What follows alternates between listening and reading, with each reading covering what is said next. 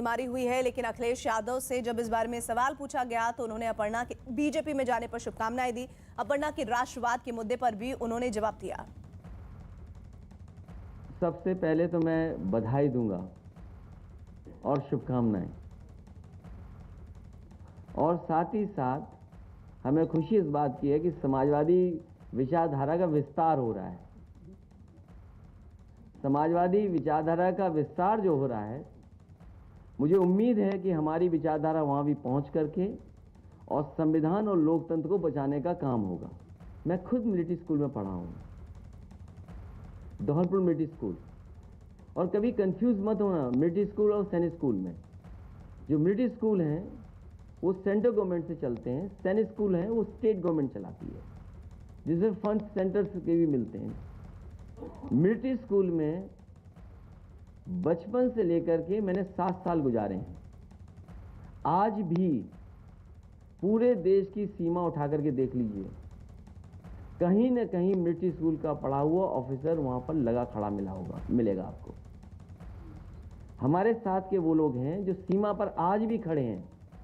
हालांकि अखिलेश से पहले जब शिवपाल यादव से अपर्णा यादव के बीजेपी में शामिल होने के बारे में सवाल किया गया तो वो सवालों से बचते नजर आए।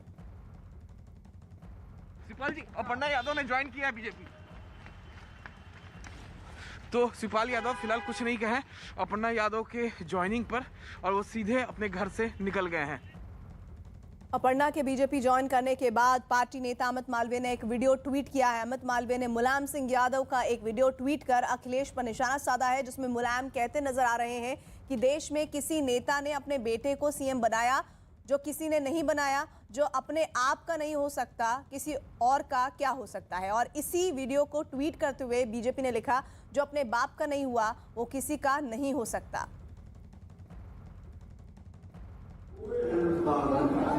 किसी ने अपने नेतृत्व को करके मैंने जब हाथ में था, जो अपने बाप का नहीं वो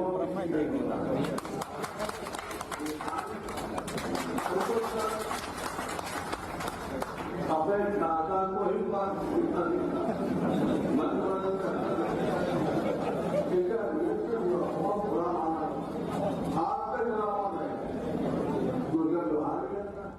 यूपी के सीएम योगी आदित्यनाथ के चुनाव लड़ने के ऐलान के बाद समाजवादी पार्टी के अध्यक्ष अखिलेश यादव ने भी चुनाव लड़ने का ऐलान किया है। अखिलेश यादव ने कहा कि पार्टी जल्द ही तय करेगी कि वो कहां से चुनाव लड़ेंगे। अखिलेश यादव फिलहाल आजमगढ़ से लोकसभा सांसद हैं और पहली बार विधानसभा चुनाव लड़ेंगे।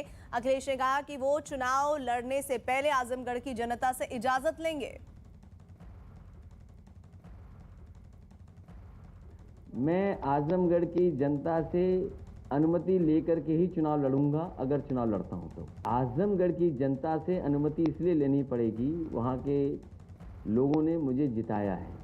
उत्तर प्रदेश में चुनावी युद्ध जोरदार होने जा रहा है। योगी आदित्यनाथ गोरखपुर सीट से चुनाव लड़ेंगे तो डिप्टी सीएम केशव प्रसाद मौर्य सिराधू से चुनाव लड़ेंगे। वहीं अखिलेश भी अब विधानसभा चुनाव लड़ने का मन बना चुके हैं और जगह जनता के जरिए तय करने की बात कर रहे हैं।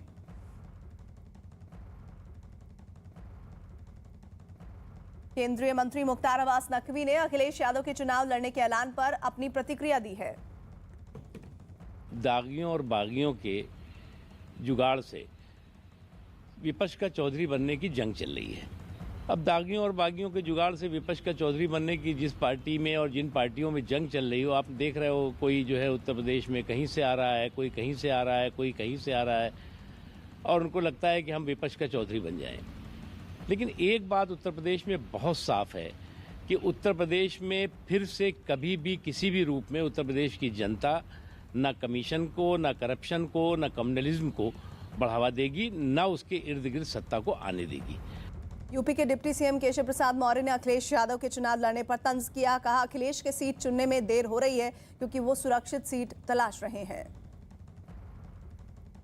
2012 से 17 के बीच में जो असफल मुख्यमंत्री होने का उनको प्रमाण पत्र उत्तर प्रदेश की जनता ने दिया था, इससे 2022 के विधानसभा चुनाव में जाने की हिम्मत नहीं जुटा पा रहे हैं।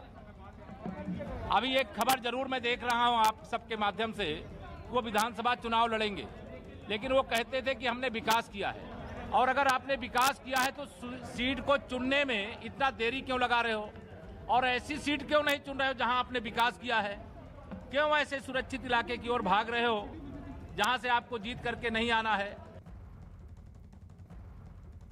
और यूपी बीजेपी के मंत्री मोहसिन रजा ने अखिलेश यादव के चुनाव लड़ने पर तंज करते हुए कहा कि अखिलेश भरे मन से चुनाव लड़ने जा रहे हैं। देखिए, ये मन से चुनाव तो नहीं लड़ने वो जा रहे हैं, भरे मन से चुनाव लड़ने जा रहे हैं, क्योंकि जिस तरह से भारतीय जनता पार्टी ने आदरणीय योगी जी को, आदरणीय केशव मौर्य को जो लड़ाने की बात की है, उसको लेकर कहीं ना कहीं एक प्रश्न तो वहाँ इनके और सदस्य उठा ही रहे होंगे कि आखिर आप क्यों नहीं लड़ेंगे चुनाव। तो अब भरे मन से ये एक अभी आवाज़ है, मुझे नहीं लगता कि अभी पूरी तरीके से ये बात की पुष्टि है। आपने पूछा तो मैंने बोल दिया है, मुझे लगता नहीं है, क्योंकि वो इस प्रवृत्ति के हैं नहीं, वो चुनाव लड़ना पसंद करते नहीं हैं। बैकडोर से आए थे तो बैकडोर से ही वो